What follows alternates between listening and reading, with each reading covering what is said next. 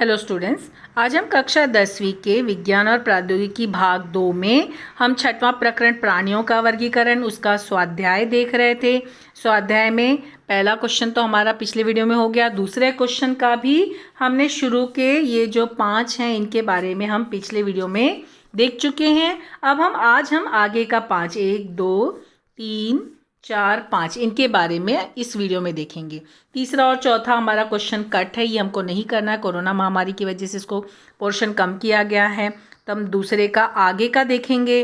तो आगे नाम क्या है? टोड। ठीक है, तो यहाँ पर टोड जो है ये जो है जगत क्या हुआ? प्राणी जगत। जगत तो सभी में प्राणी जगत आएंगे। उप जगत क्या हुआ? संपृष्ठ रज्जु। संघ क्या हुआ? संपृष्ठ रज्जु। तो उपसंघ क्या हुआ? शीर्ष पृष्ठ रज्जु। और वर्ग क्या हुआ? उभयचर।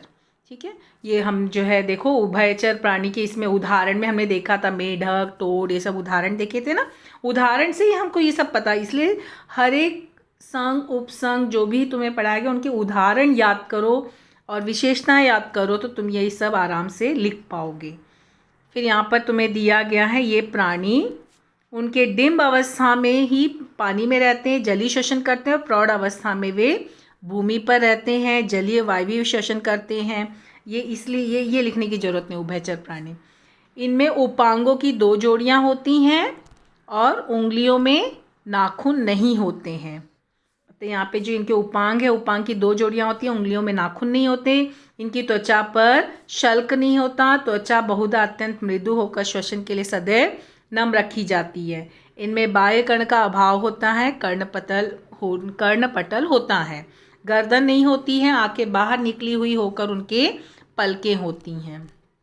ठीक है, तो ये हो गया तुम्हारा जो है टोड के बारे में। अगला है उड़ने वाली छिपकली। तो वहाँ पे उड़ने वाली छिपकली को ड्रैको नाम भी बोलते हैं, मराठी शब्द है ड्रैको। अब यहाँ पे देखो वर्गीकरण क्या दिया है। प्राणी जगत जो है प्राणी है, उप जगत संपृष्ठ रज्जु, तो संघ भी संपृष्ठ रज्जु, उपसंघ शीर्ष पृष्ठ रज्जु, और वर्ग क्या हुआ? सरीसृप। ठीक है, छिपकली है ना उड़ने वाली, तो ये सरीसृप वर्ग में आए। तो अब इनकी विशेषताएं क्या हैं? ये प्राणी जो हैं ये शीत रक्त वाले होते हैं। इनका शरीर ऊपर नहीं उठता, इसलिए ज़मीन में रेंगते हुए दिखाई देते हैं। इनकी त्वचा शुष्क खुरदरी होकर शल्क युक्त होती है। सिर और धड़ के बीच में गर्दन होती है। बाह्य कर्ण का अभाव होता है और उंगलियों में नाखून होते हैं। इसीलिए तुम लोगों को मैंने कहा था जितने भी देखो, जितने भी संघ उपसंघ, जितने भी जो वर्ग, सबके बारे में इसीलिए अतिरिक्त प्रश्न दी थी। वो अगर याद कर लोगे और उदाहरण याद कर लोगे तो किसी भी प्राणी का नाम आने तो तुम आराम से लिख पाओगे। अब यहाँ पर है हुकवर्म। ठीक है, हुकवर्म जगत प्राणी है। उप जगत क्या? असंपृष्ठ रज्जु है। संघ क्या हुआ? गोलकृमि। देखो अब असंपृष्ठ रज्जु आ गया, तो इसमें केवल क्योंकि असंपृष्ठ रज्जु को 10 संघ में विभाजन किया गया है ना, तो वो 10 संघ का नाम याद करना, उनके विशेषताएं, उनके उदाहरण डेली एक एक पढ़ोगे तो याद हो जाएगा। इन प्राणियों का शरीर बेलन आकार, बारीक धागे जैसा अथवा दंड गोलाकार होता है। ये इसलिए गोलकृमि कहते हैं। ये इसमें लिखने की जरूरत नहीं है। ये प्राणी स्वतंत्र जीवन यापन करने वाले अतः परपोषी होते हैं। ठीक है, इन प्राणियों का शरीर त्रिजनन स्तरीय होता है। इनके शरीर में नकली देह गुहा होती है और इन कृमियों का शरीर अखंडित होकर इनके आसपास अनेक उपचर्म होते हैं। ठीक है, ये इनकी विशेषताएं हैं। फिर अगला नाम है जेलीफिश। अब यहाँ पे देखो जेलीफिश प्राणी तो जगत जो है प्राणी में हुआ। उप जगत क्या हुआ? असंपृष्ठ रज्जु। ठीक है, तो संघ क्या हुआ? Coelenterata Cnidaria, आंतरगुहीन। ठीक है, अपृष्ठवंशी या आंतरगुहीन, ये भी उसके अलग नाम तुम लोगों को जब वीडियो दिया गया था इन सब के बारे में, उसमें सब दिया गया है, बताया गया है।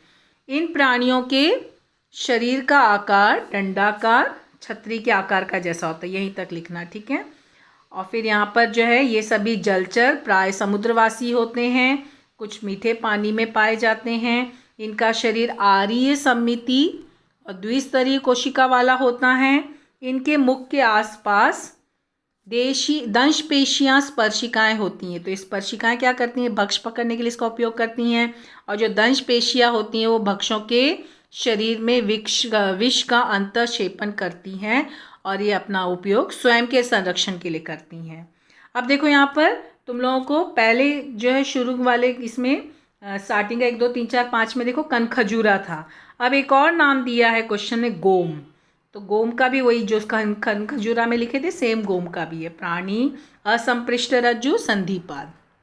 और फिर इनकी विशेषताएं लिखना है।